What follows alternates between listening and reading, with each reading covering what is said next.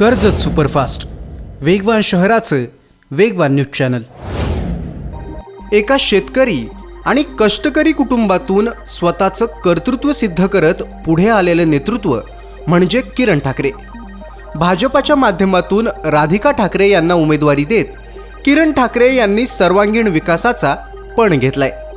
माणगावतर्फे वरेडी या जिल्हा परिषद विभागात किरण ठाकरे यांनी 12 कोटी रुपयांपेक्षा जास्त निधी आणलाय आणि त्याच जोरावर लोकांनी त्यांना मोठ्या प्रमाणात पाठिंबा दिलाय। किरण ठाकरे यांनी केलेल्या विकास कामांमुळे राधिका ठाकरे यांना मतदारांपर्यंत पोहोचणं सोपं झालंय।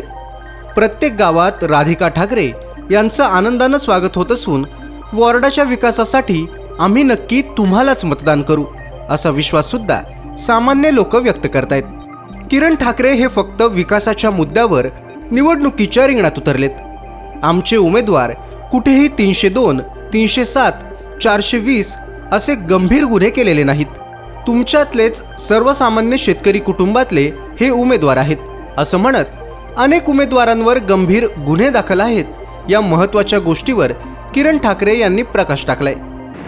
आमचे उमेदवार कुठेच 302चा प्रक्रियेत असलेला उमेदवार नाही आहे, 307 मध्ये असलेला नाही आहे व 420 मध्ये असलेला नाही आहे। सर्व गरीब कुटुंबातील कष्टकरी शेतकरी अशा कुटुंबातले हे तरुण आहेत। राधिका ठाकरे या उमेदवार म्हणून रिंगणात असल्या तरी किरण ठाकरे यांच्या मार्गदर्शनानं अगदी कमी वेळात लोकांशी जनसंपर्क वाढवण्यात त्या यशस्वी ठरल्यात। शिक्षण, आरोग्य, महिला सक्षमीकरण आणि वॉर्डाचा सर्वांगीण विकास या मुद्द्यांवर राधिका ठाकरे त्यांच्या विकासाचं विजन मांडताना दिसतायत।